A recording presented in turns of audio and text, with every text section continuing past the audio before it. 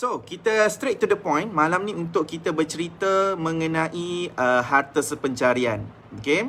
So, siapa yang baru, mungkin anda semua, mungkin siapa yang baru ni, dia mungkin tak tahu tentang apa keadaan yang boleh menyebabkan anda buat tuntutan harta sepencarian. Okay? Alright, sebelum kita nak cerita tentang harta apa yang boleh tuntut tu, kita kena tahu dulu harta sepencarian ni, waktu bila yang kita nak tuntut? Waktu bila yang kita patut selesaikan? Okay, waktu bila yang ada isu sebenarnya? Dalam undang-undang, bila kita cerita tentang harta sepencarian ni, harta sepencarian dia hanya boleh dituntut pada 3 keadaan. Okay, pada 3 keadaan. Yang pertamanya adalah selepas berlaku perceraian. Okay? Selepas cerai, baru boleh buat tuntutan harta sepencarian. Saya cerita ni cerai hidup. Right? Sama ada cerai tu secara talak, suami sebut talak raj'i, talak 1, talak 2. Ataupun mungkin cerai tu talak ba'in sughra, iaitu fasah ke, tebus talak ke. Okay? Ataupun cerai talak 3 sekalipun, kita sebut talak ba'in kubra ni. Selepas sahaja dah disahkan bercerai, okey, disahkan. Dia tak boleh macam anda lafaz dekat rumah, lepas tu nak buat tuntutan harta pencarian. Tak boleh. Dia kena sahkan dulu. Maksudnya dah ada sijil cerai dekat tangan. Okey, lepas dah ada sijil cerai dekat tangan, baru boleh buat tuntutan harta pencarian. Okey, ni straightforward sikit. Yang keduanya, dalam keadaan yang suami anda disahkan. Suami disahkan berpoligami. Kalau suami menikah dekat Siam, okay, balik mai ke Malaysia tak buat pengesahan lagi, maka tak disahkan lagi poligami. So, kalau dalam keadaan yang suami telah disahkan poligami, so dekat pejabat agama tu ada rekod suami yang dia ada isteri kedua dan isteri pertama. Okay, jadi yang kalau dalam keadaan poligami, maka boleh buat tuntutan harta sepencarian. Maksudnya isteri pertama boleh buat harta sepencarian. Okay. Dan yang ketiga adalah di mana dalam keadaan yang berlaku kematian, sama ada suami mati ataupun isteri mati, tak kisah. Yang penting selepas saja berlaku kematian, sebelum harta tu difaraidkan. Maksudnya kita nak bawa ni kepada bahagian pusaka, pi amanah raya ke, bahagian pusaka kecil ke, mahkamah tinggi sivil ke. So, kalau dalam keadaan kematian ni, let's say lah suami mati, jadi sebelum nak cerita tentang pusaka, bekal isteri yang ataupun kita sebut balu lah, balu ni boleh buat tuntutan harta sepencarian. Settlekan dulu harta sepencarian, baru boleh cerita tentang pusaka. Sebab harta sepencarian ni adalah dikira sebagai hutang. Hutang si mati kepada isteri ataupun hutang suami kepada isteri. Macam itulah. Alright, so dalam 3 keadaan. Okay, so bila anda dah clear tentang keadaan pada ketika mana kita boleh buat tuntutan harta sepencarian tu, dia mungkin akan timbul pula, apa harta yang sepatutnya kita tuntut sebagai harta sepencarian. Okay, alright, mostly cerita tentang harta sepencarian ni adalah kita straight to the point. Bila sebut tentang harta, maksudnya adalah satu benda yang ada nilai. Alright, yang ada nilai. Kalau kita buat tuntutan tu, dia mempunyai manfaat. Sama ada isteri dapat ke ataupun suami dapat ke, so dia bermanfaat. Kalau harta tu yang memang dah tak ada nilai dah, so kau nak tuntut benda tu sebagai harta pencarian pun macam rugi, sia-sia. Contoh apa? Berebut nak botol ayak. Walaupun mungkin lah kan, memang botol ayak ni dibeli dalam tempoh perkahwinan. Kan? Contoh. Tiba-tiba dah lepas bercerai berebut botol ayak. Tak tahulah. Botol ayak ni kalau jual pun tak tahu lah siapa nak beli. Bagi free pun belum tentu ada orang nak. Kan? So cerita tentang harta sepencarian ni adalah harta yang mempunyai nilai dan harta tu dibeli dalam tempoh perkahwinan. Faham? Dibeli dalam tempoh perkahwinan. Kalau harta tu diperolehi melalui pusaka, yang tu bukan harta sepencarian. Atau harta tu diterima melalui wasiat, yang tu bukan harta sepencarian. Ataupun mungkin harta tu melalui hadiah ataupun hibah, kan, yang tu pun bukan dikira sebagai harta sepencarian. Cuma dia ada syarat dia juga, yang mana saya tak akan sentuh cerita tu. So, harta yang lebih mudah faham adalah harta yang dibeli dalam tempoh perkahwinan, dan harta tu pula mestilah harta yang mempunyai nilai. Okay, that's why kadang-kadang kan Ada orang saya akan tanya dulu tau. Kalau kata ada orang tanya ke saya, tuan, saya nak buat tuntutan hartas pencarian. Antara soalan yang kita akan tanya kepada orang yang nak buat tuntutan hartas pencarian ni, puan nak tuntut apa? Kan standard lah kan kita tanya, nak tuntut apa? Dah cerita nak main hartas pencarian, so kita tanya dulu nak tuntut apa. Kalau dia katalah saya nak tuntut motor, kita kena dengar dulu. Motor apa? Kalau dia kata motor Honda Cup, Honda Cup tau, sis kata Honda Cup apa sis? Honda Cup lah, aku lupa dah. So kalau kata Honda Cup nak tuntut, takut tak ada nilai? Bukan, takut macam anda nak buat tuntutan hartas pencarian ni, okay, tengok-tengok harta tu pun, kalau katalah mahkamah perintah untuk jual, nilai dia pun tak besar mana. Okay. Kalau apa lagi, contoh benda apa yang kadang-kadang tolak tu mungkin dah tak ada nilai ni, tapi dia nampak macam besar, cuma nilai tu dah kurang. Macam kereta contoh dia. Kadang kereta yang berapa hand pun tak tahu dah. Bukan takat second hand, third hand, fourth hand pun dah jadi dah. So harta ni pun kena tengok juga, berbaloi ataupun tidak kita nak buat tuntutan. Sebab apa? Okay, sebabnya tuntutan hartas pencarian ni, for sure, insya-Allah, alright, dia mesti akan melalui proses perbicaraan. Okay, proses perbicaraan. Bila proses perbicaraan ni, pastinya seorang yang nak menuntut ni, dia mesti nak kena lantik peguam. Bila nak lantik peguam pula, kos. Kalau peguam swasta, lagi kos. Kalau peguam kerajaan pun, mesti ada kos dia yang tertentu juga. Termasuklah kos anda nak naik turun mahkamah dan sebagainya. Anda nak berperang dekat mahkamah, hanya nak tuntut harta yang kalau diperintahkan untuk dijual tu pun, nilai tak berapa banyak. Lainlah kalau kata harta tu adalah berupa Yamaha R1. Oh, tiba-tiba Yamaha R1. Kenapa tadi tengah ada buat kereta lalu pula, zoom macam tu. Oh, zup, panas. Sakit pula hati. Sebab motor saya dah kena jual. Aduh, bilalah aku dapat beli motor lagi. So, motor besar ke, motor yang kata R1 lah. Ambil yang apa lagi ya, yang ada ni lagi Y-Suku ke kan. So, kalau Y-Suku pun ada lagi, okey lah kan. Alright. So, biasanya orang buat tuntutan hartas pencarian ni adalah harta yang mempunyai nilai tinggi. Nilai yang kalau dijual tu dia akan berganda. So, apa benda? Contohnya rumah dan juga tanah. Okay. Biasanya yang tu lah kan. So, mostly kalau ada orang buat tuntutan hartas pencarian, biasanya dia akan buat tuntutan berkaitan dengan harta yang berbentuk, harta yang jelas untuk dinampak, dan nilai dia tu mungkin ada value yang tertentu. So, rumah dengan tanah for sure lah kita tahu dia sukar untuk susut nilai. Kan dia adalah satu bentuk pelaburan yang pelaburan yang berbaloi lah. Kalau orang kata beli rumah ni kan, harga dia makin meningkat. So, macam tu jugalah hartas pencarian. Hartas pencarian kalau dijual pun at least berbaloi lagi.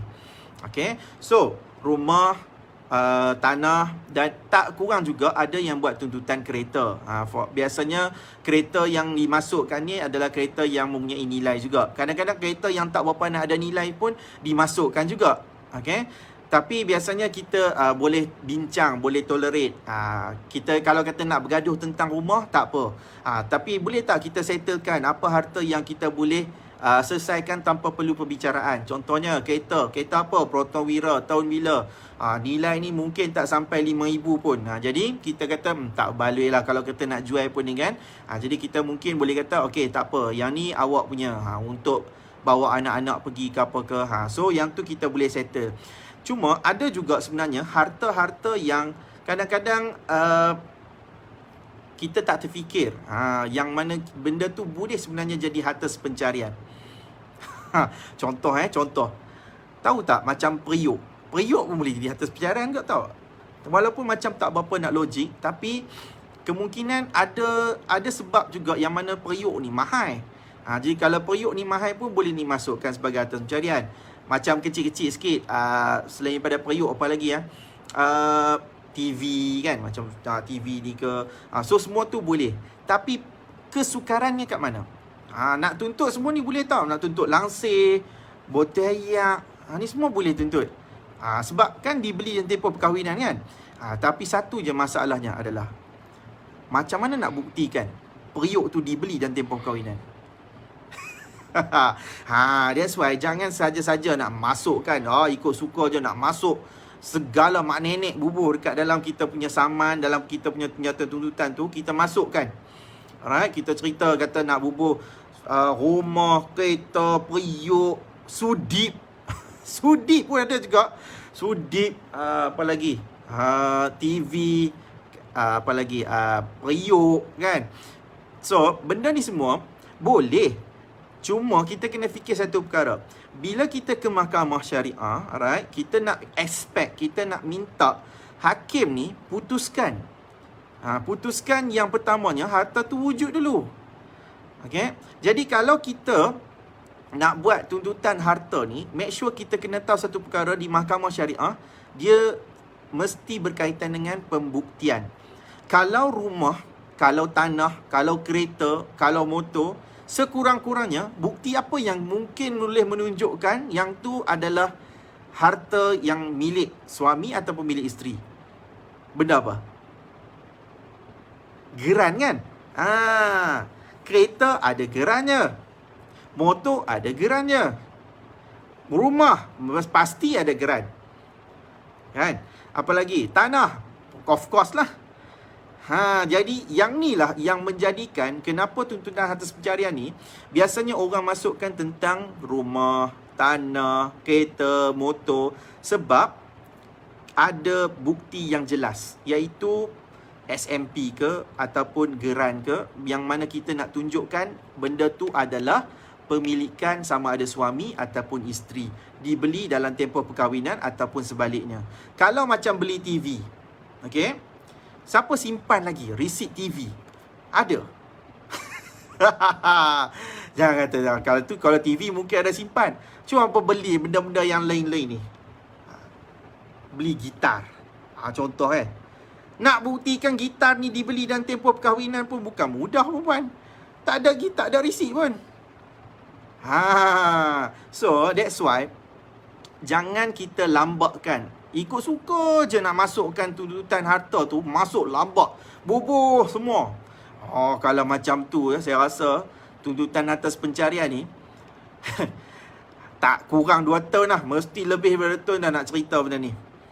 Kan? Sebab kita kena fokus. Harta yang kita nak buat tuntutan ni adalah harta yang berbaloi untuk kita buktikan, untuk kita keluarkan perintah dan sebagainya.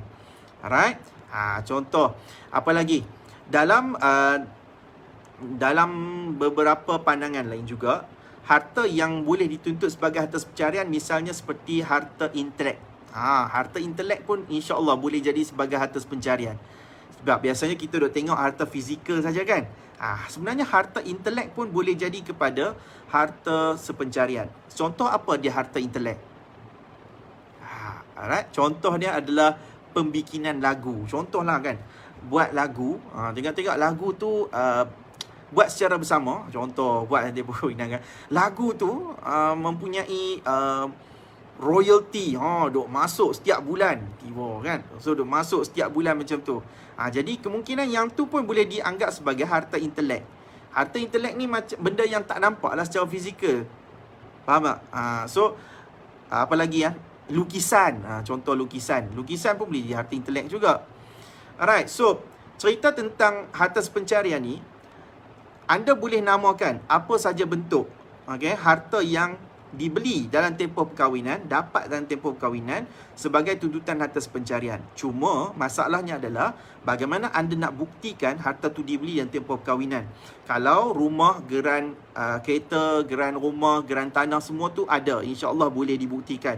Cuma kalau benda-benda yang lain ni lah adalah satu benda yang sukar. That's why kalau kata datang pada peguam pun, kita mungkin akan nasihatkan untuk hadkan. Benda yang boleh tuntut ni, kita tuntut. Kalau benda yang sukar ni, kita selesai secara baik. Alright? Sama ada kita bagi, tolak ambil ni bahagian awak, bahagian saya. Melainkanlah kalau kata memang harta tu ada nama bersama, memang harta tu pun dibeli dalam bentuk hutang, walaupun dia tak ada geran. Contoh. Kan biasanya kan, ada orang beli TV, beli TV, tapi hutang kod memot. Contoh dia. Hutang kod memot kan macam tanggungan besar. Kadang-kadang ada boleh pun nama bersama. Saya pun tak pasti juga. So Kalau kata nak dijual pun mungkin tak tak banyak lah kan boleh dapat pun.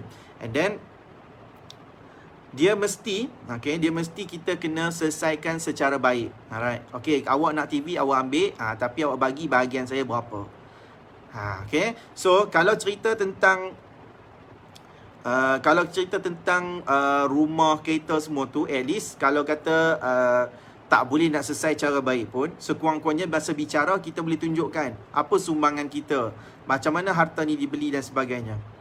Kan, kalau TV ni dia mungkin sukar sikit, tambah-tambah TV yang masih ada hutang, hutang-hutang yang melalui bukan bank lah, yang mostly kan macam contoh beli motor, beli TV, beli perabot kan ada orang juga hutang dekat Aeon dan sebagainya kan.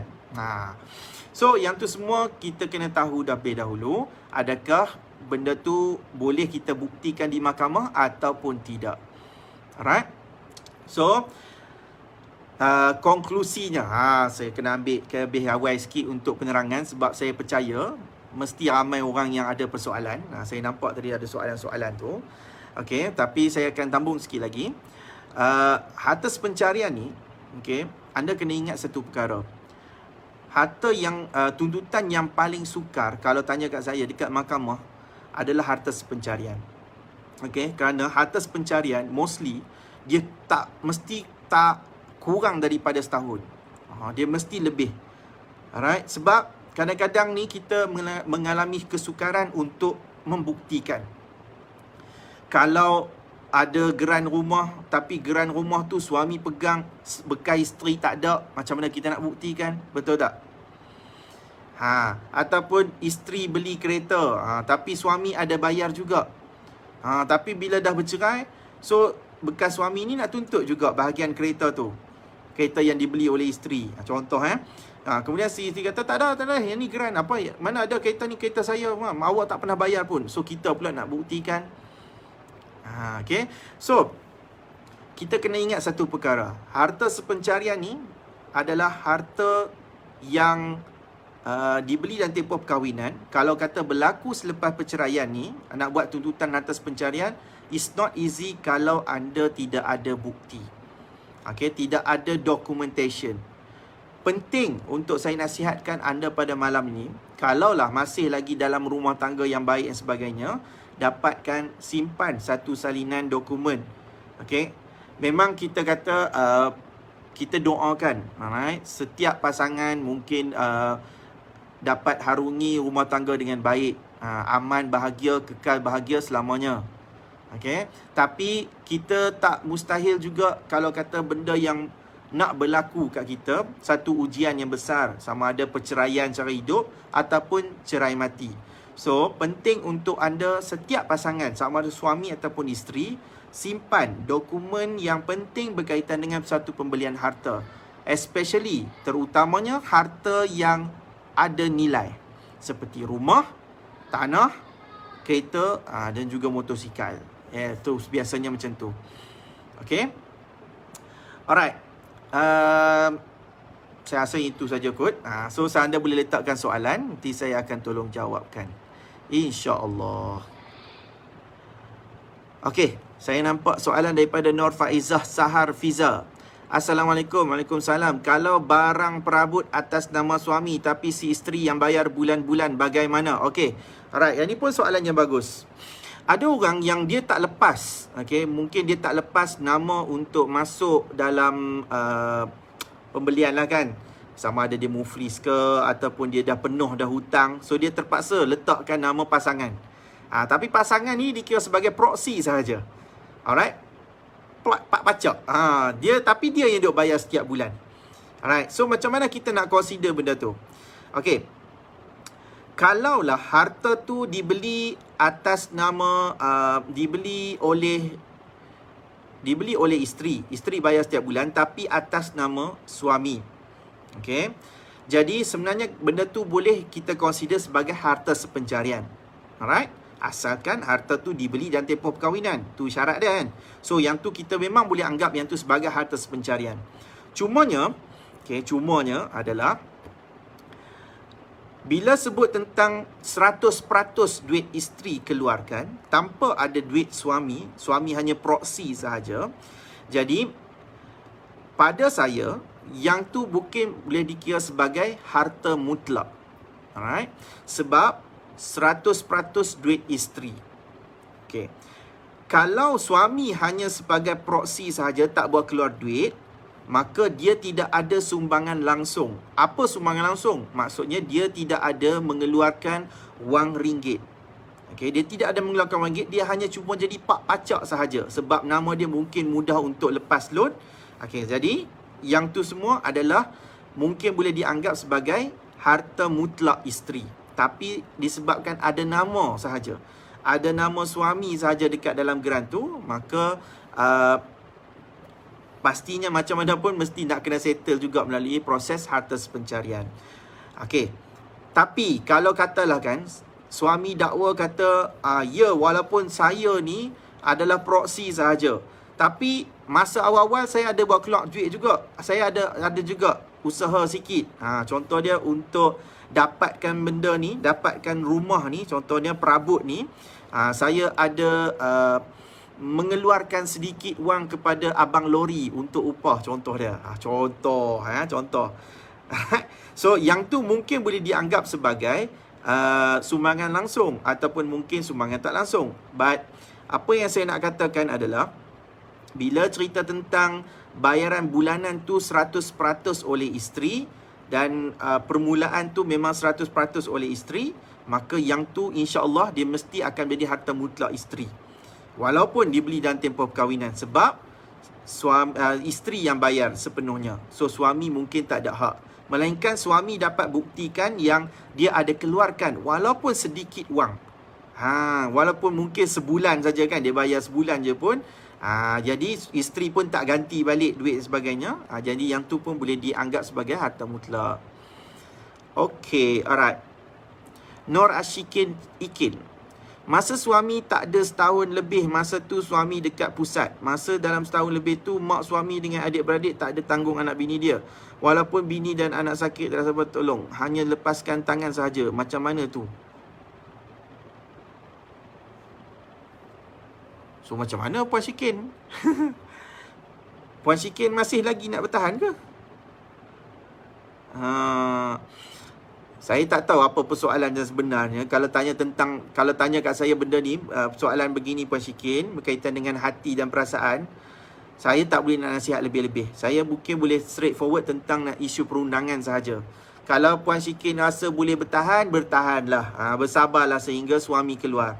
Tapi kalau suami tak keluar lagi, Puan Syikin masih lagi duduk macam tu juga, dengan tak ada orang tanggung tu, yang tu atas keredoan Puan Syikin sendiri. Kalau saya memang tak dah lah. Kalau dalam geran rumah tak ada nama, aduh hilang. Ni aku malas live guna ni. Kena cepat sikit. Tuan bagaimana Syah Zainal? Bagaimana? Aduh hilang lagi. Razia Muhammad Dahlan. Assalamualaikum. Bilakah waktu sesuai untuk buat tentang nafkah iddah, nafkah mut'ah dan nafkah anak-anak selepas bercerai? Selepas dah disahkan bercerai. Okay. Soalan kedua, jika bekas suami membayar nafkah iddah dan nafkah anak-anak dalam waktu iddah tidak cukup, contoh 500 bulan, apa isteri patut buat? Bagaimana caranya? Tuntut nafkah iddah, tuntut nafkah anak di mahkamah. Biar ada perintah supaya konsisten. Yang ketiga, jika sekiranya harta tanah, rumah dan kereta atas nama isteri, adakah bekas suami boleh tuntut? Ya, boleh tuntut, tapi belum tentu boleh dapat. Alright? Kalau harta tu dibeli 100% atas nama isteri. Okay, selepas bercerai, bekas suami nak tuntut, yang tu harta pencarian, boleh tuntut, tapi belum tentu boleh dapat. Alright, sebab harta pencarian mesti ada sumbangan langsung daripada suami. Kalau isteri beli, let's say lah isteri beli rumah, isteri duk bayar setiap bulan, tiba-tiba ada 1-2 bulan tu isteri tak boleh nak bayar, suami yang tolong bayarkan. Okay, so yang tu dia boleh consider bahagian dia juga. Dia mungkin boleh dapat separuh sebagainya. Ataupun mungkin 1/3. Okay, bergantung kepada ijtihad hakim. So ijtihad hakim tu sendirilah.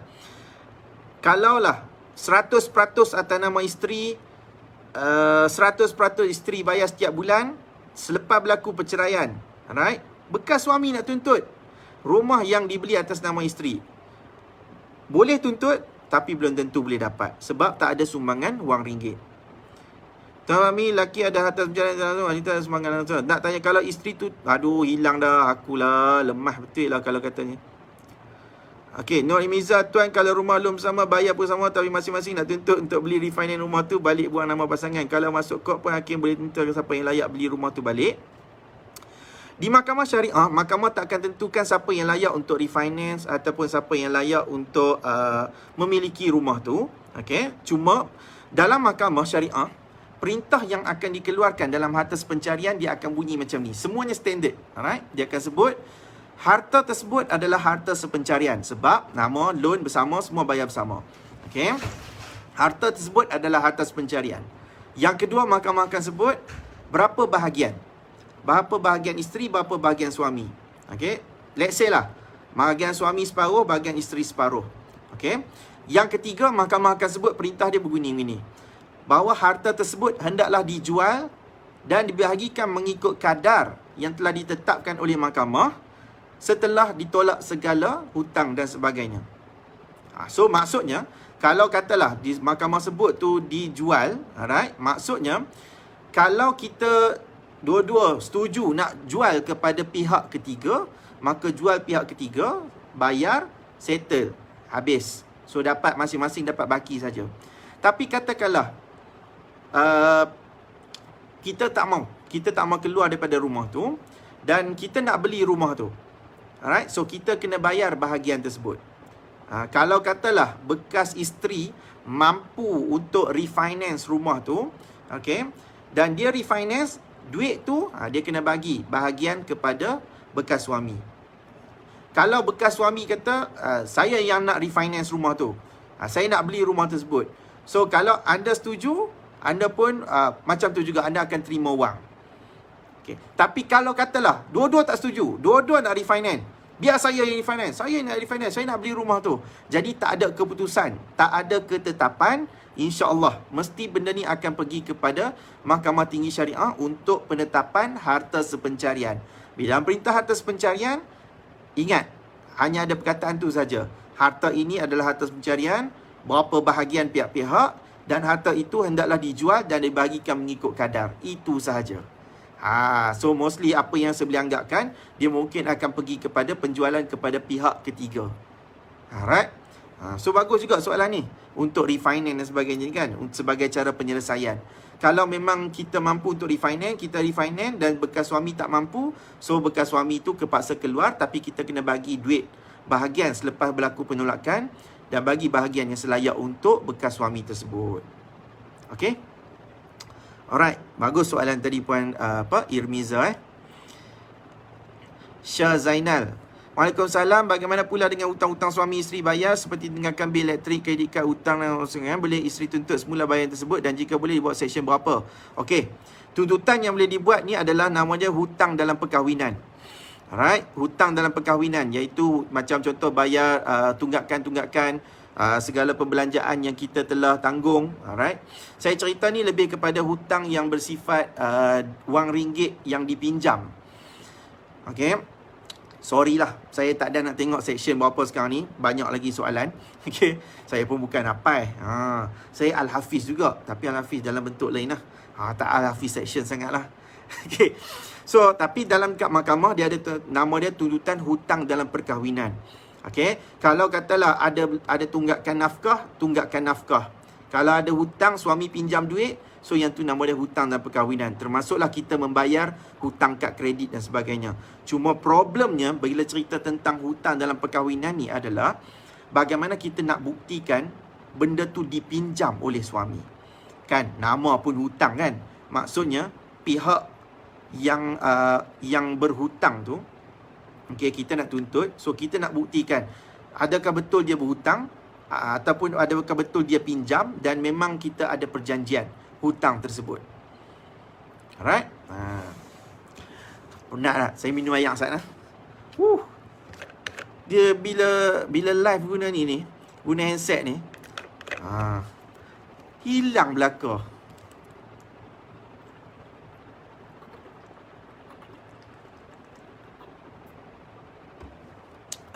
Tapi tak apa.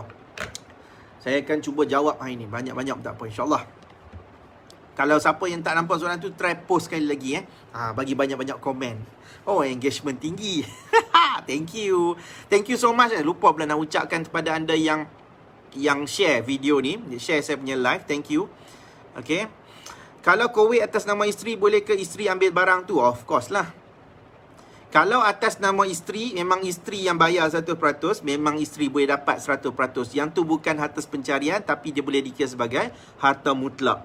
Walaupun dia dibeli dalam tempoh perkahwinan, cuma disebabkan 100% atas nama isteri dan juga pembelian pembelian bayaran bulanan tu pun atas nama isteri. So yang tu harta mutlak. Alright. Wan Suryani Wan Man, beli rumah sepenuhnya dibiayai dengan gaji isteri, suami buat renovation tempat letak. Adakah suami layak tuntut sebagai harta pencarian? Boleh. Asalkan harta tu dibeli dalam tempoh perkahwinan. Okey, dibeli dalam tempoh perkahwinan. So, isteri bayar setiap bulan, suami hanya keluar duit untuk renovation sahaja. Ya, yang tu harta sepencarian. Dan akan ada bahagian dan ada cerita sumbangan langsung. Alright. Soalan yang lebih best sikit, kalau kata begini, kalau untuk soalan puan tadi tu, kalaulah si isteri dapat rumah tu melalui pusaka. So, macam rumah arwah ayah tinggal. So, arwah ayah bubuh atas nama isteri, atas nama anak dia. Okay? Atas nama kita lah. Saya kena cerita anda lah kan. So, dia buat atas nama isteri. Okay? Kemudian, suami nak, lepas bercerai, bekas suami nak tuntut rumah pusaka tu. Yang tu tak boleh. Okay, yang tu tak boleh tuntut lah. Sebab yang tu bukan harta pencarian. Sebab dia bukan dibeli dalam tempoh perkahwinan. Tapi, katakanlah, bekas suami ni, dalam tempoh perkahwinan kita tu, dia ada keluarkan duit untuk buat posh. Tambah parking kereta ke, tambah extend bilik ke dan sebagainya kan. So, kita panggil nama dia memajukan. Alright? Kita memajukan harta tersebut. Ya, daripada rumah tu sebagai harta pusaka, dia bertukar status dia. Dia akan menjadi harta sepencarian. So, maksudnya, siapa yang ada rumah pusaka, kalaulah pihak pasangan kita ni ada buat keluar duit untuk memajukan harta tu, automatically insya-Allah dia akan bertukar status daripada pusaka kepada harta sepencarian. Faham? Okey. Maizatul Mun pun Ali, saya digantung tali selama 3 tahun. Suami yang tinggal bersama isteri pertama tu, fasa sedang berjalan, tapi suami suruh mahkamah jatuhkan usia pada saya, sedangkan suami yang keluar rumah. Sekarang saya dapat tahu laju pula dah.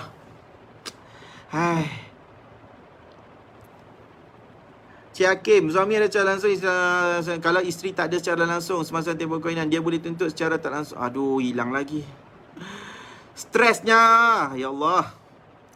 Rumah yang dibeli atas nama suami dan isteri, bila suami meninggal, perlukah isteri tuntut atas pencarian? Oh, betul juga kan. Baik, saya tengok dekat ni. Tak apa. Saya nampak dah soalan, saya tahu nak tengok kat mana. Saya tengok dekat iPad. Tengok kan. Tak apa. Sorry saya meluat lah. Bila hampa tanya soalan macam ni, dia duk hilang, sagi hampa mesti tak puas hati kan. Saya sendiri pun tak puas hati, tengah duk layan membaca soalan hampa tu. Tunggu saat kat sini boleh nampak tak dia punya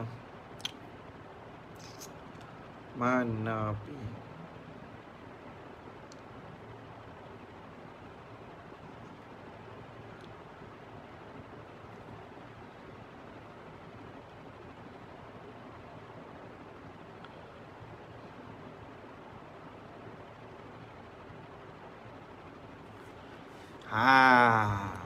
sini boleh sikit kot. Okey. Kat sini pun lebih kurang. Hampir betul. Akulah. Tengok kat business suit ni. Sana tuan-tuan dan puan-puan yang bertanyakan soalan, saya nak cuba bantu anda jawab soalan-soalan ni. Tapi bila saya tengok dekat sini, dekat kamera ni, dia tak nampak semua soalan tu. Jadi saya tak puas hati sikit kat situ. Sini boleh nampak soalan. Yes. Tolonglah.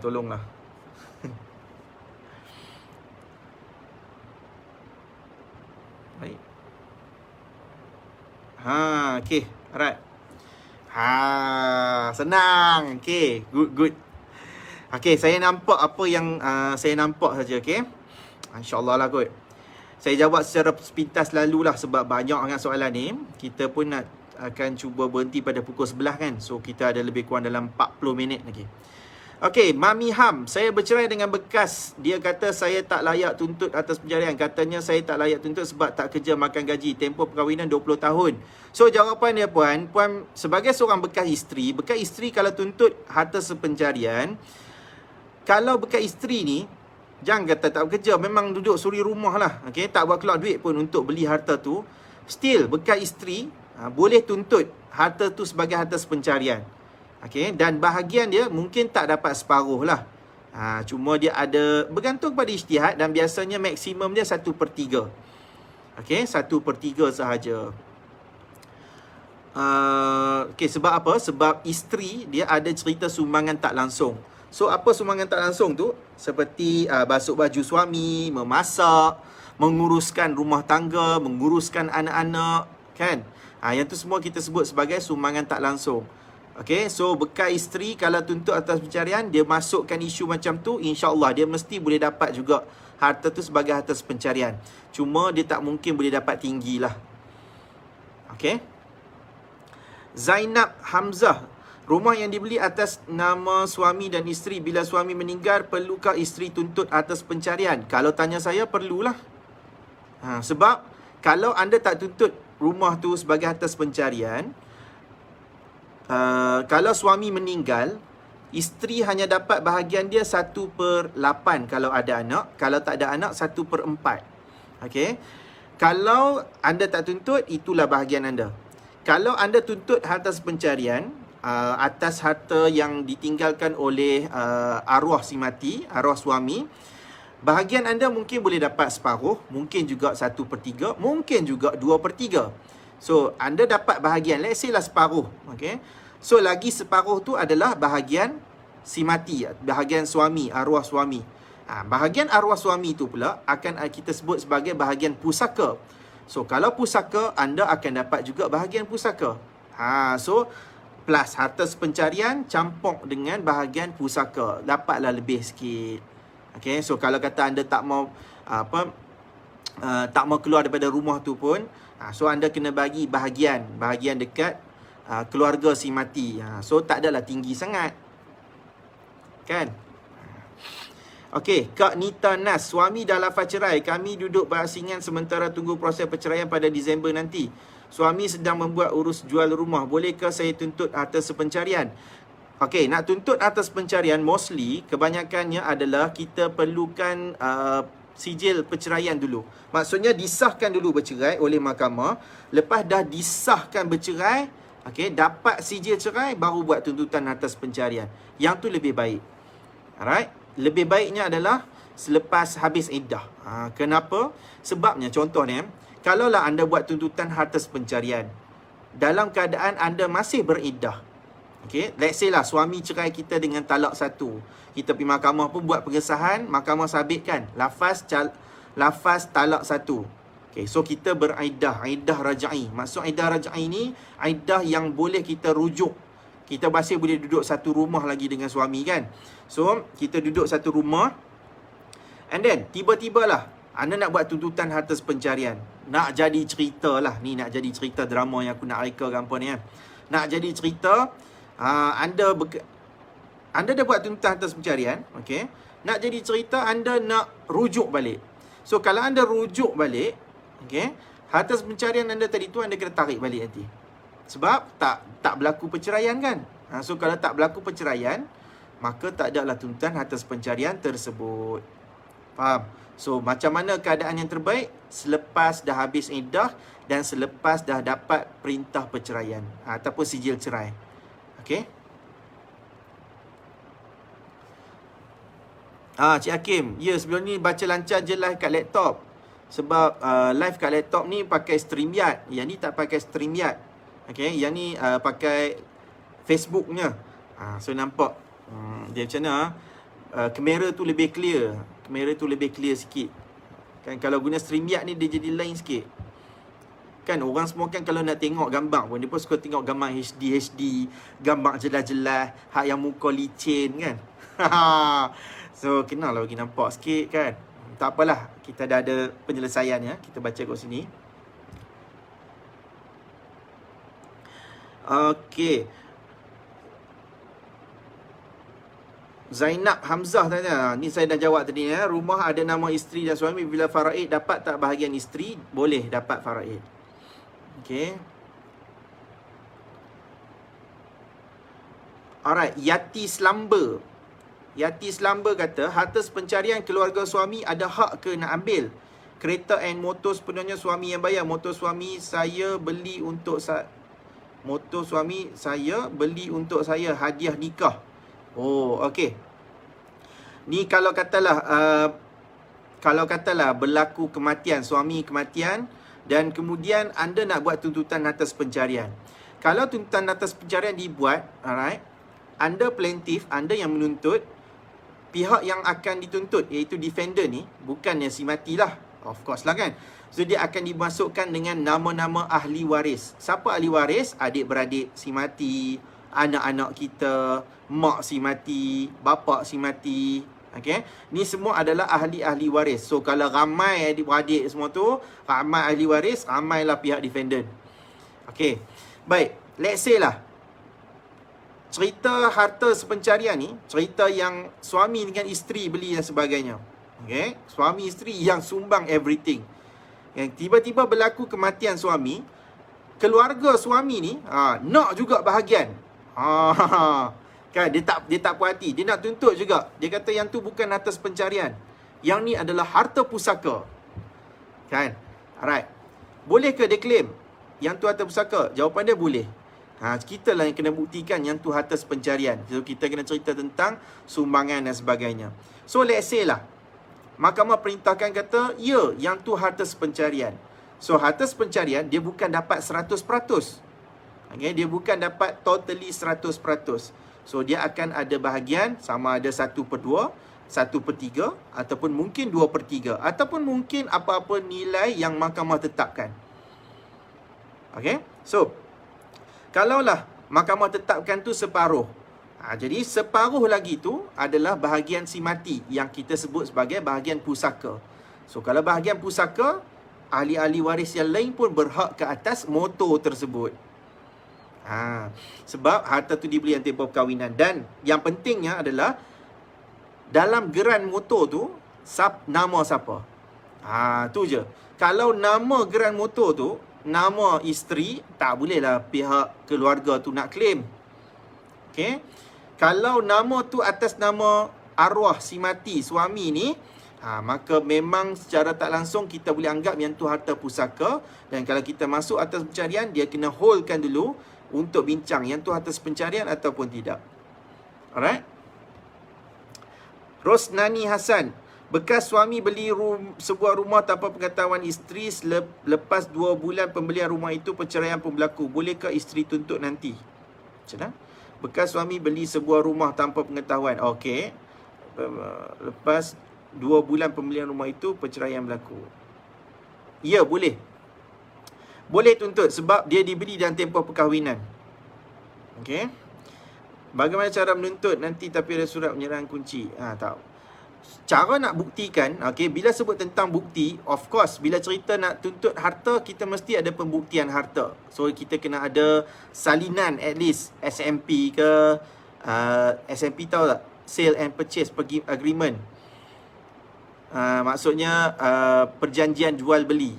Okay, so perjanjian jual beli tu kita kena tunjuk. Ataupun kita dapat salinan geran. So, baguslah. Sebab kita nak buktikan dalam pemilikan tu atas nama siapa. Kita tengok-tengok, kita claim kata, oh, bekas suami beli atas nama dia. Tengok-tengok dalam geran, tak ada nama dia pun, ada nama wanita yang lain. Nama isteri kedua. Contoh. Bukan yang menentu ni. Contoh, ada nama isteri yang kedua. Yang tu tak boleh nak dikira sebagai atas pencarian sebab nama dekat rumah tu nama orang lain. Dia mesti kena nama suami tu sendiri. Okey, Umi Sabariah Taylor.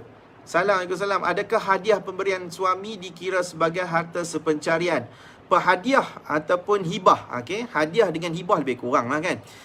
Cuma hibah ni dia ada rukun, hadiah tak ada rukun. Okey. Kalaulah benda tu diberi atas nama hadiah. Alright. Contohnya barang kemas. Beli. Okey, diberi kepada isteri, yang tu dikira sebagai hadiah. So yang tu dah tak boleh dikira sebagai harta sepencarian. Okey. Cuma problem dia adalah, problem dia, ni saya nak cerita problem dia. Bila hadiah yang kecil-kecil, yang mana kita boleh percaya yang tu hadiah. Okey. Contoh, botol ayak. Ini botol ayak ni jadi mangsa. Okay. Suami beli botol ayak ni, hadiahkan kepada isteri.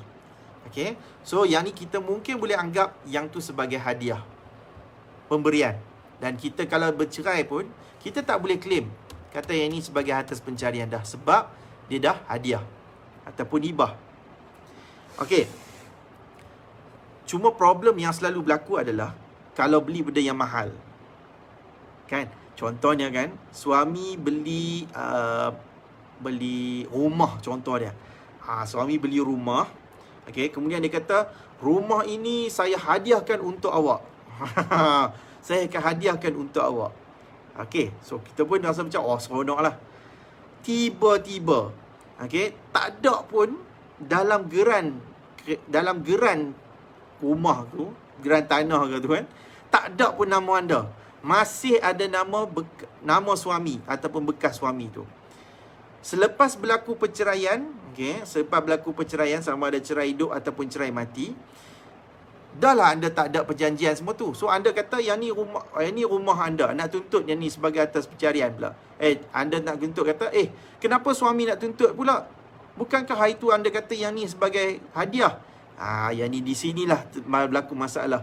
Bila anda bagi hibah, bagi hadiah, terima hadiah, terima hibah, tapi tak ada perjanjian. Ya. Oh, thank you. Alright. Harian bagi kat saya Milo. Bagus. Dia faham betapa daddy dia ni perlukan kekuatan sekejap ni. Okey. Maksudnya, bila anda nak katakan yang tu pemberian, yang tu adalah hibah, yang tu adalah hadiah, make sure, okey, kalau benda yang anda nak terima tu benda yang mahal dan sebagainya, kalau dia bagi tu, dia kata, okey, tak apa, memang saya nak bagi kat awak ni hadiah, rumah ke kereta ke semua tu, make sure tukar terus nama geran. Kan? Macam contoh, saya ambil yang mudah sikit lah, yang mudah untuk tukar nama. Macam motor, kan? Motor dah habis hutang dan sebagainya. So kita kata, okey lah, ambil lah motor ni, saya hadiahkan untuk awak. Okay. So jangan sekadar anda terima macam tu saja. Kalau nama dalam geran tu bukan nama anda lagi, so anda kena ada nama anda. Pergi ke JPJ, tukar untuk nama geran tu. Tukarlah. Kakek nama kereta ke sebagainya. Kalau rumah pun macam tu juga. Tapi kalau rumah yang masih dalam hutang, kalau suami kata, yang ni rumah ni hadiah untuk awak, tapi nama dalam geran tu masih nama dia, kalau nak tukar memang tak boleh sebab tak habis hutang lagi. Kan? So anda buat perjanjian. Itulah kita sebut sebagai surat ikatan hibah, yang mana kita buat perjanjian bertulis ataupun hibah, pemberian daripada suami kepada isteri dan sebagainya. Okey, tu biasa yang kita buat juga. Itu surat ikatan hibah tu nak menunjukkan kata yang tu adalah pemberian. Lepas dah ada yang tu, dia tak boleh claim yang tu sebagai harta pencarian dah, sebab dah serahkan. Okey, very good soalan ni. Bagus soalan tadi tu. Dan iPad saya dah tak ada, saya hanya boleh nampak dekat sini saja. Rosnah, Waalaikumsalam. Soalan saya, ada rumah nama suami isteri, tapi isteri yang bayar sampai habis. Apabila suami meninggal, ahli keluarga pihak suami menuntutnya sebab anak tak ada. Nama suami isteri. Okey, inilah problem yang selalu berlaku bila pembelian rumah ni ada dua nama. Okey, loan nama bersama.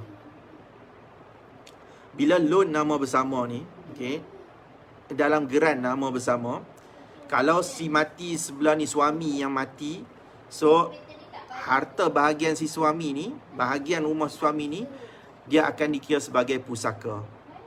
Okey, walaupun mungkin anda bayar 100% kat situ, tapi disebabkan nama dalam loan tu, nama dalam geran tu ada nama suami juga, mau tak mau dia tetap boleh dikira sebagai pusaka. Dan kalau nak dikira pun harta sebagai harta pencarian pun boleh juga. Sebab dibeli tempoh kahwinan dan ada nama bersama. Of course lah harta pencarian. Dan kalau anda boleh buktikan dekat mahkamah yang anda yang bayar 100%, suami ni hanya proksi sahaja, tumpang untuk tambah nama sahaja itu, okey, jadi yang tu mungkin kita boleh dapat menjadikan dia sebagai harta mutlak. Sebab kita menyumbang 100% terhadap pembelian harta tu. Okey, pembelian harta tu, isteri buat keluar duit 100%, buktikan dekat mahkamah yang suami ni hanya proksi sahaja. Contoh rumah tu sepatutnya kena bayar setiap bulan 1,000. Okey. So anda potong gaji 1,000 setiap bulan. Suami tak ada pun bayar. So anda buktikan yang anda bayar dekat bank 1,000 tu, 1,000 setiap bulan macam tu. Kan? So supaya mahkamah percaya yang suami ni hanya arwah suami ni hanya nak tumpang untuk bubuh nama dekat dalam loan sahaja. Kalau keluarga suami ni dia buktikan kata, dulu ada dia ni bayar, ada dia ni buat renovate, ada dia ni buat keluar duit. So kalau keluarga suami ni defend, dia bagi tahu kata arwah si mati suami ni ada buat keluar duit juga, maka dia orang kena buktikan. Okay. Alright.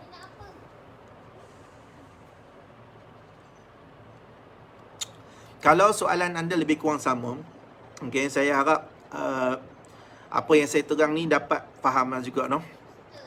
Penat juga kena ulang cerita yang benda yang sama. Okey, Fauziah Zainal G, kalau dalam geran rumah tak ada nama suami tapi dalam surat perjanjian jual beli rumah ada nama suami, boleh ke isteri tuntut? Oh, yang ni beli atas orang ke apa ni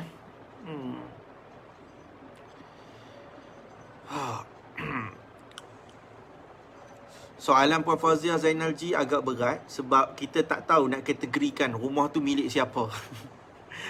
Biasanya kalau kita kalau di mahkamah kita nak tahu tentang pemilikan rumah tu, kita tengok kepada geran. Okey, bukan sekadar SMP saja. Alright? Saya risau takut bukan apa. Mahkamah pun mungkin risau nak jatuhkan yang tu sebagai harta pencarian sebab bila mahkamah punya perintah ni, okey, perintah tu nak dikuatkuasakan kena pergi dekat pejabat tanah juga untuk tukar nama dalam geran. So kalau mahkamah perintahkan harta tu hendaklah dijual sebagainya, kita tengok nama dalam geran tu pun bukan nama pemilikan sama ada suami ataupun isteri. Saya percaya mahkamah pun sukar untuk nak terima. Sebab ada orang mungkin saya tak tahu dia buat pembelian SMP macam tu, jual beli, okey, tapi nama dekat dalam geran tu tak bertukar. Contohnya macam beli rumah kat kampung sebagainya. Dia beli rumah yang dah dibina lama dah kat situ contoh. Tapi tanah tu bukan nama suami. Kan? Standard selalu macam tu kan. Alright. So kalau kita beli macam tu pun, okey, kita nak claim yang tu sebagai harta pencarian pun mungkin sukar sebab mahkamah biasanya akan tengok kepada geran tu. Kalau geran tu nama orang lain duk ada kat situ, nak claim yang tu sebagai harta pencarian berat sikit sebab takut nanti ni perintah mahkamah tak kena dengan benda yang tak kena dengan undang-undang tanah ataupun tindakan selanjutnya di pejabat tanah tu. Kan, of course lah sebab mahkamah yang nak bagi perintah lagi, mahkamah bagi perintah tak laku lagi, tak guna juga. Okay, bagus soalan puan tu. Complicated juga soalan puan ni. Cik, kalau kahwin di Thailand tak pergi kedutaan lagi, macam mana nak pi time-time COVID ni, apa boleh dilakukan?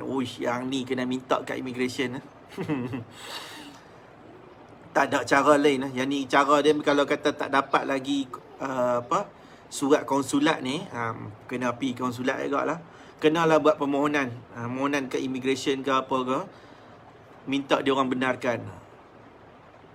Okay. Yang ni kalau tanya saya susah lah. Saya pun tak tahu nak pergi lepas Thailand tu macam mana. Tanya immigration Tuan, adakah anak tiri boleh tuntut? Ada tak bahagian anak tiri? Nak tuntut apa? Anak tiri tak layak dapat pusaka. Contoh mak, bukan mak. Suami kahwin dengan isteri. Isteri ni janda, anak satu, contoh dia. Okey. Kemudian suami ni ada beli rumah. Contoh. Kemudian nak jadi cerita, suami ni meninggal. Okey, so suami ni meninggal. Isteri nak tuntut rumah tu sebagai pusaka, dapat. Isteri nak tuntut yang tu sebagai harta pencarian pun dapat. Anak tiri bukan. Okey. Anak tiri bukan ahli waris. Dia takkan layak dapat pusaka bapa tiri tersebut. Jangan kata pusaka. Nafkah pun bukan tanggungjawab bapa tiri tu. Bukan tanggungjawab. Kalau dia bagi, dikira sebagai sedekah. Okey. Dia bukan dikira sebagai nafkah. Okey, Cik Sobri marah. Asyik suami je mati. Sebab mostly yang menonton wanita. Okey, tak apa, kita terbalikkan. Kalau isteri mati pun boleh tuntut juga. Isteri mati, suami nak tuntut harta pencarian. Boleh. Okey. Bezanya, kalaulah isteri yang beli rumah tu 100% tak ada pun suami buat keluar duit. Okey, tak ada buat keluar duit sebulan ke, 2 bulan ke, tak bayar secara bersama ke. Isteri ni mati, okey. Suami ni nak tuntut harta yang dibeli tu sebagai harta pencarian. Nak tuntut tu boleh, tapi nak dapat belum tentu. Sebab di mahkamah syariah, suami mesti buktikan tentang sumbangan langsung. Ada ataupun tidak, buat keluar duit deposit, bayar bulanan, ada ataupun tidak. Apa lagi, renovation, ada ataupun tidak. So benda ni kalau kata ada, insya-Allah boleh dapat. Tapi kalau tak ada, nak cerita apa? Nak cerita saya yang tolong bawa isteri saya ni, saya bawa dia pergi tengok rumah-rumah yang nak beli ni. Yang tu bukan sumbangan langsung. Apa lagi? Saya yang tolong bawa dia pergi berjumpa dengan peguam untuk jual beli. Saya yang tolong cari peguam. Yang tu bukan sumbangan langsung. Okey? Faham? Alright, clear.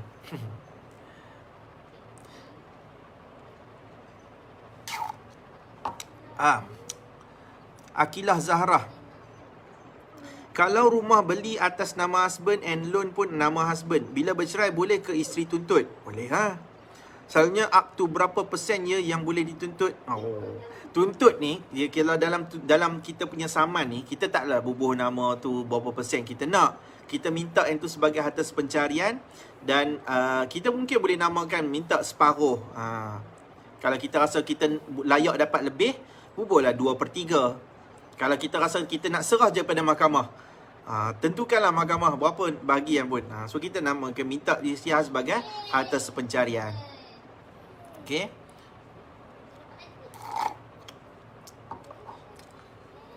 Biasanya kalau katalah isteri yang tak ada sumbangan langsung, okey. So isteri yang ada sumbangan tak langsung sahaja, maksimum dia boleh dapat 1/3.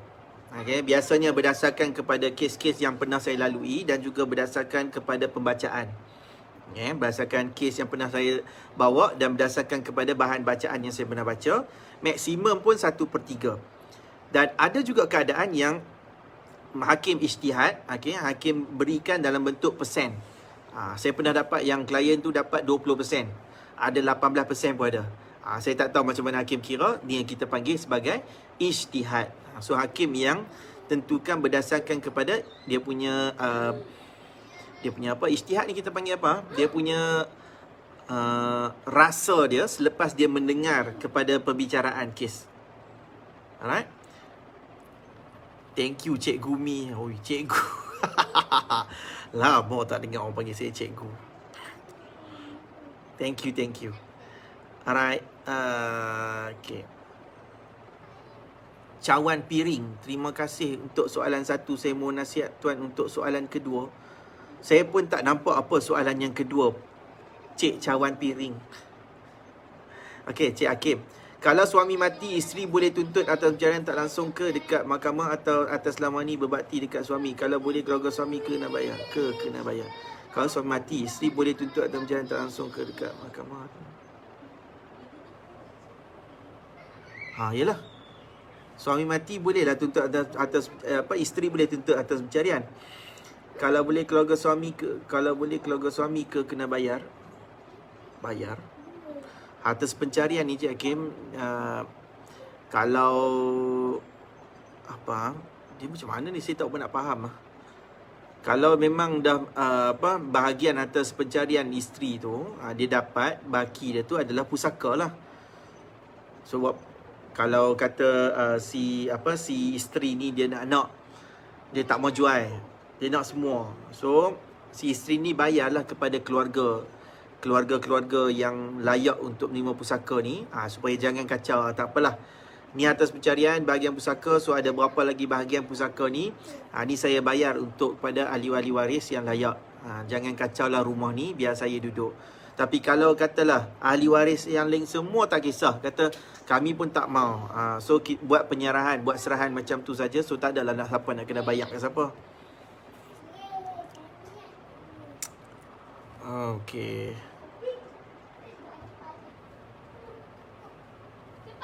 Harta hibah suami yang meninggal atas nama isteri, macam mana tu? Adakah banyak typo ni. Adakah terbatal harta hibah suami yang meninggal atas nama isteri? Hibah? Tak fahamlah soalan Puan Azira. Tuan, harta sepencarian anak tiri boleh ke tuntut? Ada tak bahagian? Harta sepencarian anak tiri mana boleh tuntut? Harta sepencarian ni hanya melibatkan pasangan sahaja. Okey, pasangan sahaja. Maksudnya suami ke atas isteri, ataupun suami ke atas isteri, ataupun isteri ke atas suami. Okey. Katakanlah dalam proses perbicaraan, tengok-tengok nak jadi cerita, let's say lah kan, isteri tuntut atas pencarian. Okay, tuntut atas pencarian ke atas bekas suami, bekas isteri lawan bekas suami. Tiba-tiba tengah duk berjalan tu, si bekas isteri ni meninggal. Kan, contoh nak jadi cerita, bekas isteri ni meninggal, orang yang menuntut ni meninggal. So dia bukan terbatal macam tu saja. So ahli waris yang layak, dia akan boleh sambung, dan kalau tak ada bantahan apa-apa, yang tu boleh jadi sebagai atas pencarian. Soalan kedua, cawan piring. Okey. Macam mana nak selesaikan anak yang dilahirkan dalam tempoh perkahwinan tapi bekas suami tidak mahu berbinkan dia atas alasan ragu anak tersebut? Harap maaf, thank you. Okey. So yang ni isu berkaitan dengan nasab. Okey. Baik, yang ni lari sikit. Kalaulah perceraian tu berlaku secara biasa. Maksud secara biasa ni sama ada lafaz cerai dekat rumah ke, lafaz cerai dekat dalam mahkamah ke. Okey, so lepas berlaku perceraian, bekas suami ni tak mau mengaku kata yang tu anak dia. Alright. Jawapan dia masih lagi akan dianggap sebagai bapa kepada anak tersebut. Okey. Kalaulah perceraian ni berlaku secara kita sebut sebagai qazaf. Qazaf ni maksudnya tuduhan zina. Tuduhan zina tuduhan zina suami ke atas isteri. So suami ni nak cakap yang isteri ni bersetubuh dengan lelaki lain dalam tempoh perkahwinan. Okey. Tapi dia tidak ada bukti. Kan dalam cerita tentang zina ni, dia mesti kena ada 4 orang saksi lelaki yang adil, yang tengok. Mana dah dapat kan? Okey, tapi dia tak ada bukti banyak macam tu. Dan nak jadi cerita, suami ni masih lagi kekal dengan tuduhan tersebut dalam keadaan dia tidak ada bukti. Yang itulah kita sebut sebagai tuduhan qazaf, tuduhan zina tu. Jadi kalaulah suami masih lagi kekal begitu, dia akan boleh berlaku perceraian tu secara kita sebut sebagai cerai li'an. Alright, mohonan cerai li'an. Cerai li'an ni maksudnya cerai laknat.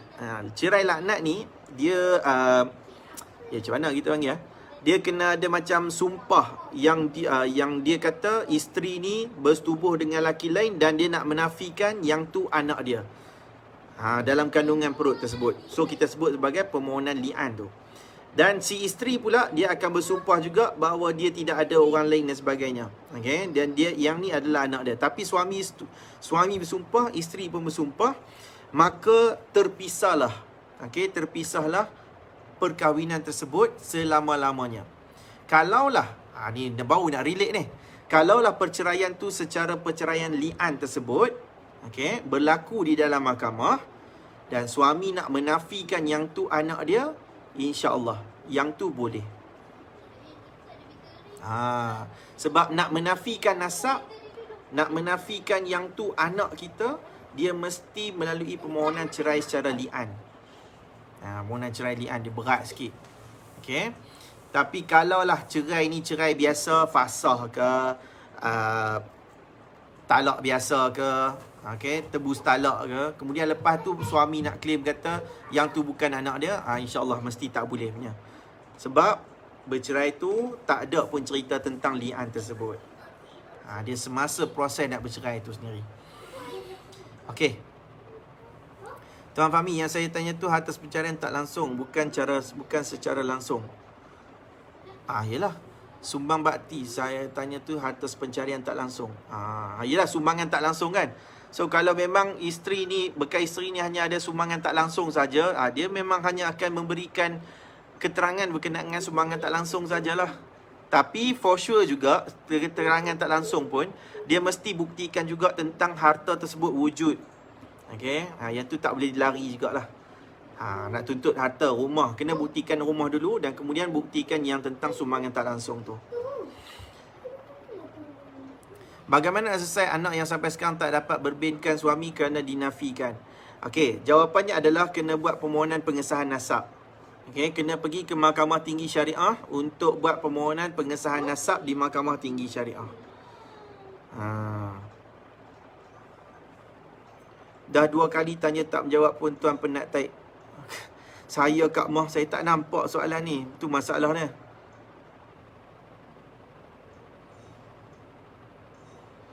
Tuan, nafkah anak-anak tanggungjawab suami. Bagaimana jika pasangan tu ada anak tidak sah taraf? Jawapan dia adalah anak tak sah taraf adalah tanggungjawab kepada ibu. Okey, nafkah tu tertanggung kepada ibu dan keluarga sebelah ibu.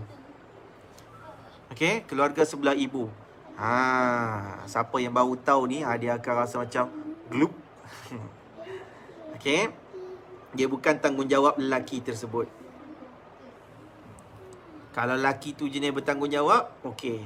Tapi kalau dia jenis tak bertanggungjawab, so anda nak buat tuntutan nafkah dekat mahkamah tak boleh.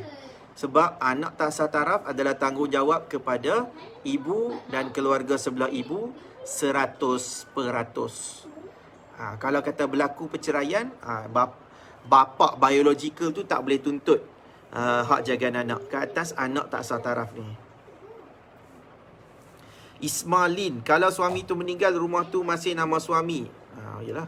Tapi suami ada ambil duit pencarian KDBSP isteri tu untuk bayar habiskan rumah tu. Ada ke hak pada isteri? Tapi seandainya keluarga suami tu tiba-tiba datang tuntut atas pencarian rumah yang dituntut isteri, macam mana? So, kita yang tuntut atas pencarian tu, kita buktikan lah. Kita buktikan kata ada pengeluaran duit KWSP pada kita tu untuk membayar. Berapa jumlah dan sebagainya. Kan? Sebab yang tu adalah sumbangan langsung kita sebut. So, isteri itulah yang kena buktikan. Kalau keluarga suami tu tak setuju, dia orang buktikan kata, dah, yang ni duit KWSP dia sendiri kan. So, dia apa yang kena buktikan. Kalau kita nak kata yang tu adalah duit kita yang kita bayar tu, so kita buktikan kat mahkamah.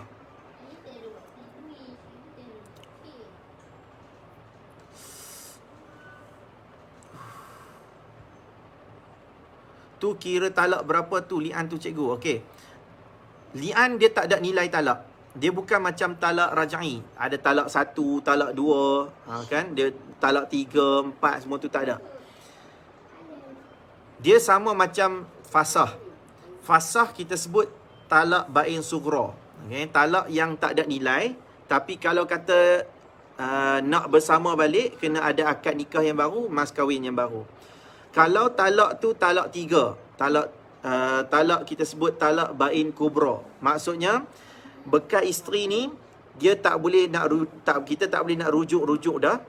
Kalau kita nak bersama dengan dia balik, bekas isteri ni kena kahwin dengan laki lain, bersetubuh dengan laki yang baru tu, bercerai, habis iddah, baru kita boleh kahwin balik dengan bekas isteri. Ini talak 3. Tapi kalau untuk talak li'an ni, okey, dia abadan abada.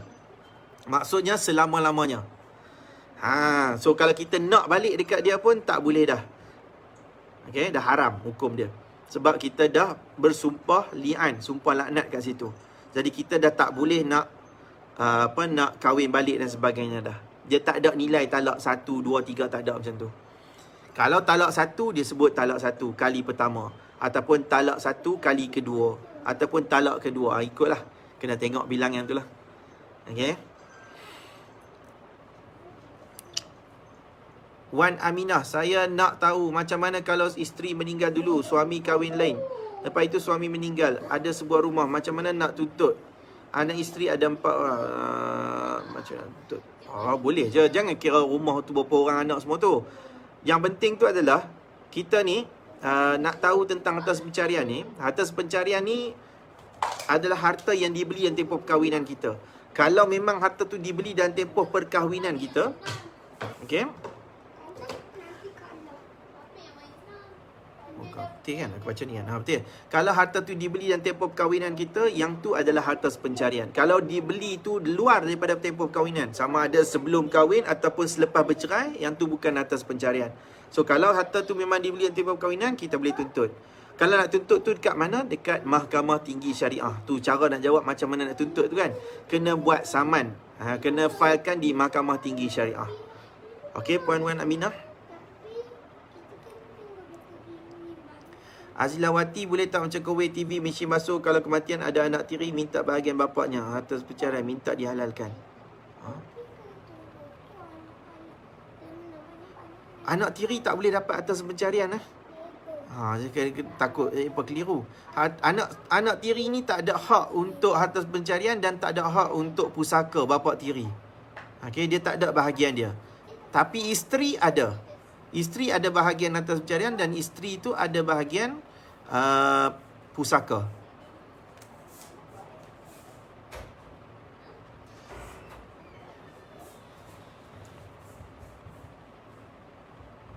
Okey, terima kasih tuan sampai yang masih. Okey. Nak dapatkan nasihat selanjutnya daripada tuan. Okey, kalau untuk nak dapatkan nasihat daripada saya, so biasanya kita akan buat dalam bentuk yang lebih formal. Untuk consultation, anda boleh letak PM dan insya-Allah nanti akan ada number yang ada tertera tersebut untuk di WhatsApp. Okey, yang ni akan ada siapa yang letak soalan, okey, biasanya soalan-soalan tu memang bukan saya yang reply. Jawapan-jawapan semua tu, yang tu semua adalah daripada kita punya team, alright, iaitu saya punya legal assistant saya, sama ada Afika ataupun Suhaida. Dua orang ni yang akan deal untuk urusan pelantikan peguam ke, urusan untuk consultation ke. So yang ni semua secara formal. Siapa yang nak personally dengan saya, anda akan perlu melalui proses dengan pihak-pihak ini dulu. Okey. Kalau kata anda PM sekarang pun, biasanya kita tak reply hari ni sebab kita beroperasi pada hari Ahad. Hari ni Jumaat malam ni hanya untuk saya live sahaja. Kalau esok masih lagi hari Sabtu, hari cuti. Hari Ahad, hari beroperasi, insya-Allah. Okey, siapa yang berhajat macam nak personal dengan saya dan sebagainya, letak je PM je. Okey, kat situ ada number WhatsApp dan sebagainya tu. Nanti anda boleh letak soalan, insya-Allah hari Ahad mereka akan berhubung dengan anda. Okey. Panjangnya. Orkid bunga, SMP rumah nama suami isteri tapi suami yang bayar sepenuhnya sebab bekas isteri tak bekerja. Okey. Bekas suami pun kahwin lain. Bila dalam proses isteri baru ajak duduk rumah lain sebab tak nak serabut. Bila tak rumah kosong, bekas isteri pecah rumah. Apa patut bekas suami buat? Apa patut bekas suami buat? Macam ada nama bersama Dia macam ni lah. Kalau kata serabut, okay, kalau kata serabut iaitu jual dan bahagikan ikut kadar je. Sebab biasanya kalau kata selepas perceraian, okay, kalau kata berlaku perceraian, memang semoleknya. Okey, semoleknya harta tu dijual dan dibahagikan mengikut kadar saja. Kalau kita tak mau, kita sayang rumah tersebut, okey, kita bagi bahagian kepada bekas isteri. Kalau kita setujulah, kita bagi. Kalau tak mau, memang cara dia tak ada lain, kena naik mahkamah. Okey, kena naik mahkamah. Siapa yang rasa macam susah sangat nak selesaikan tu di luar mahkamah, okey, so macam mana sekalipun kena naik mahkamah lah untuk penyelesaian harta pencarian tu. Salam tuan, saya dah dengar taklik tak boleh tarik balik, tapi macam mana cara penyelesaian? Ya.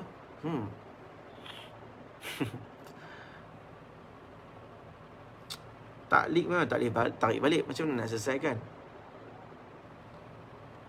Perlukan keredaan lah kot. Saya tak lihat. Sorry, saya tak nak jawab soalan ni. Sorry, saya tak boleh nak jawab soalan ni sebab saya perlukan kajian benda ni.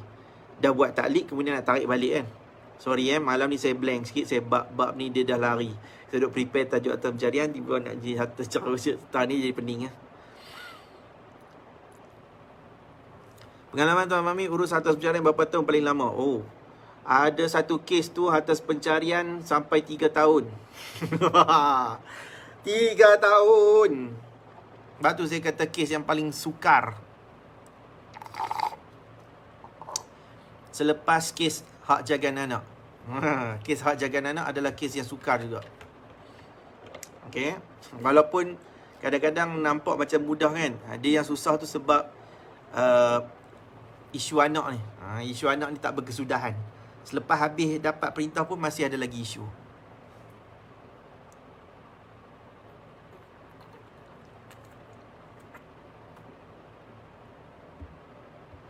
Okey, apa dah?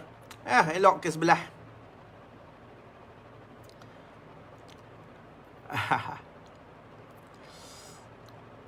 Macam mana nak tuntut cerai jika pernikahan tidak daftarkan dan tidak diberi nafkah selama 10 tahun? Jawapan dia kena daftar dulu pernikahan.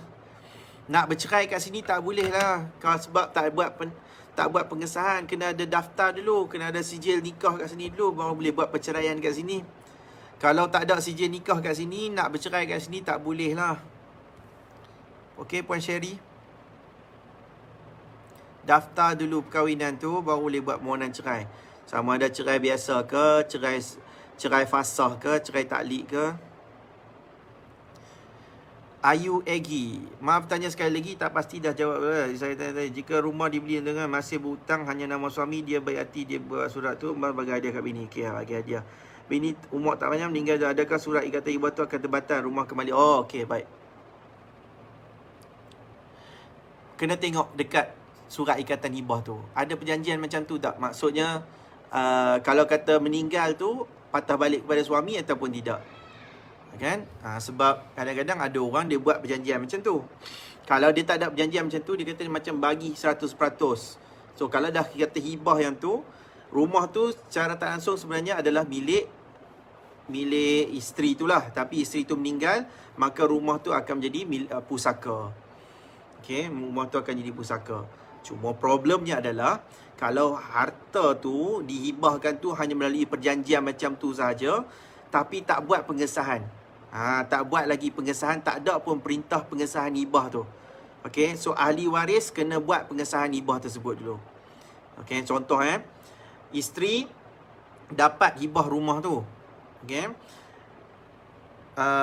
Suami ni nak claim kata mana boleh sebab yang ni bukan harta pusaka.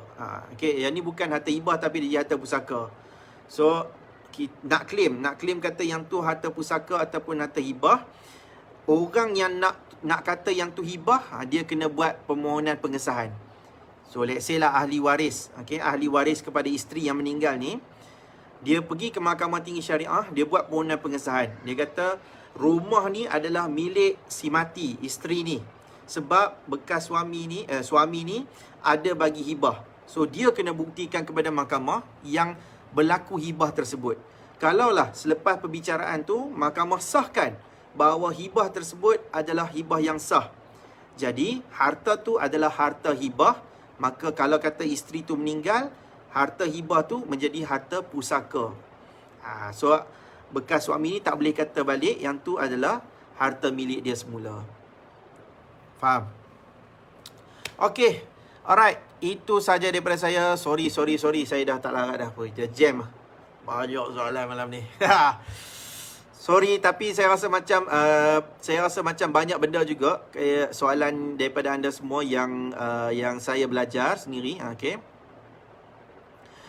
Saya pun minta maaf sangat-sangat. Saya pun rasa macam nak termuntah ada banyak soalan jawab ni.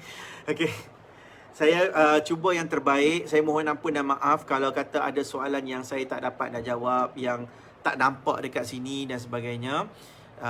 Tapi insyaAllah, siapa yang rasa macam nak personally dengan saya, anda boleh PM. Dia ada proses dia tersendiri. Tapi kita tak akan reply sekarang. Hari Ahad kita akan reply. Malam ni saya kena rehat juga sebab esok saya ada live.